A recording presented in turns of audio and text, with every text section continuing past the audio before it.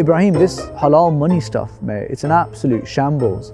I have a guy who works in the law firm and he was saying it's a copy-paste job. All they do is they change the interest to profit and that's it. Everything else is the same. Honestly, I did try as well. I did go for it, but it's so expensive, far more expensive than a conventional option.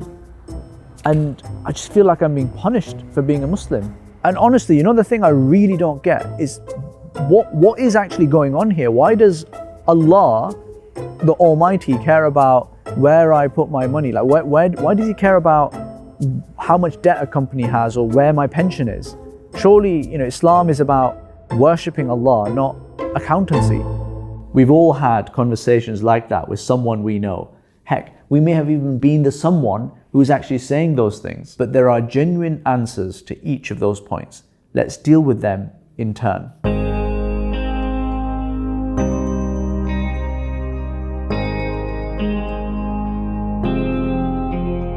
Halal investing and halal finance can sometimes seem like it's exactly the same as just a conventional product, but with a different cosmetic veneer so that it makes it appealing to a Muslim audience.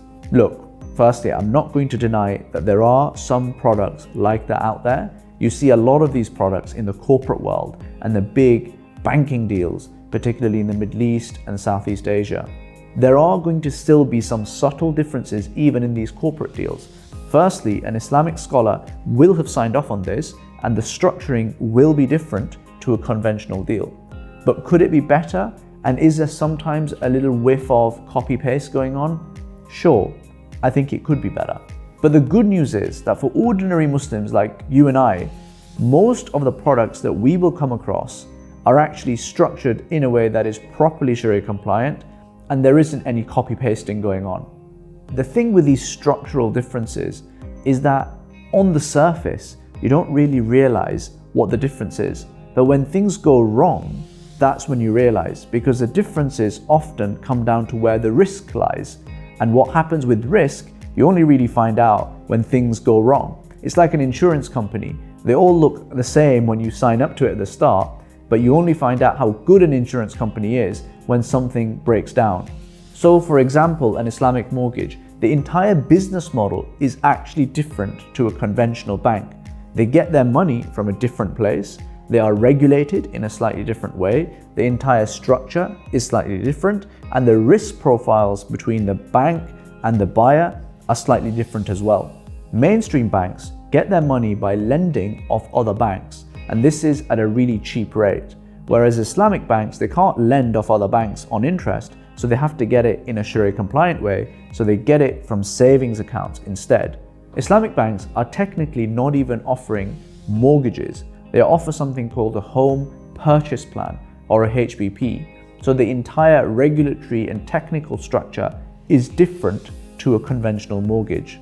The final thing is that Islamic banks actually own the property, whereas a conventional bank doesn't necessarily own the property. So again, the difference in risk is there from the outset.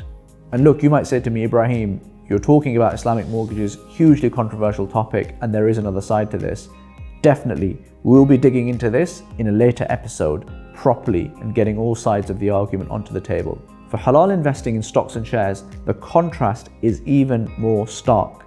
There is a clear difference between investing in William Hill or Ladbrokes or Diageo, which is a large alcohol manufacturer, or investing in a company that manufactures furniture, for example. One bucket is clearly haram, the other bucket is clearly not.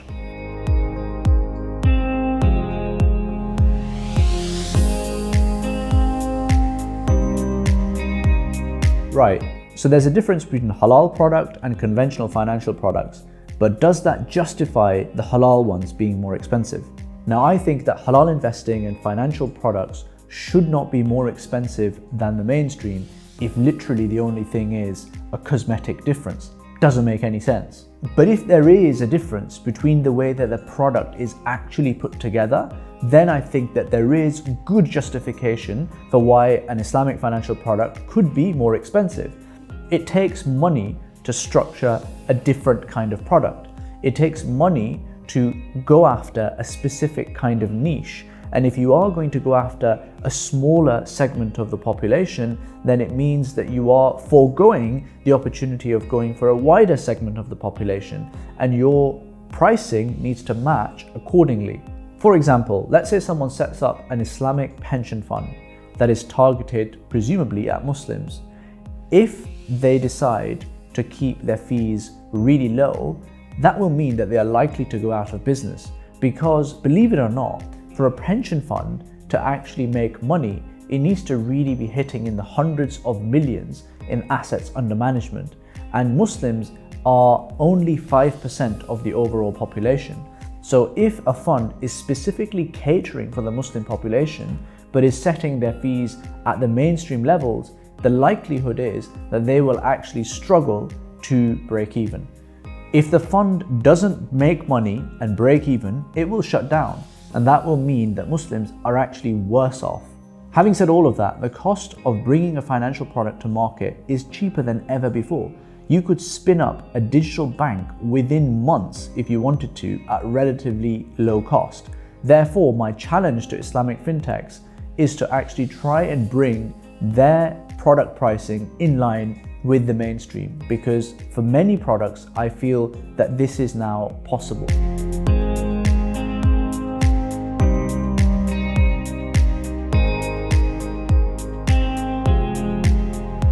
So we've now learned that Islamic financial products are usually different to mainstream products, but they can sometimes be a little bit more expensive. We've explored that there are good reasons for why they may be more expensive, but we've also said that Islamic fintechs now could reduce the prices and should reduce the prices wherever they can. But there's a deeper nagging question here. Why does Allah care about halal money? It just seems so far removed from Hajj or Salah or Ramadan or the Masjid, things that we normally associate with Islam. To answer that question, let me take you back to the war on Iraq and the protests in London against that. There was 1 million people on the streets, with many British Muslims in that crowd as well. But you know the deep irony of all of that? Many of the people in that crowd would have directly supported the war effort, because their pension money would have been invested in arms companies. Their pension money would have been invested in the kind of defense manufacturers that then made that war possible. Their pension would also, by the way, be invested in tobacco companies, alcohol companies, and all sorts of companies. So while these guys were out campaigning against the war, which, by the way, they were unsuccessful at stopping, their pension was very successfully actually funding that war. See, that's the thing about investments.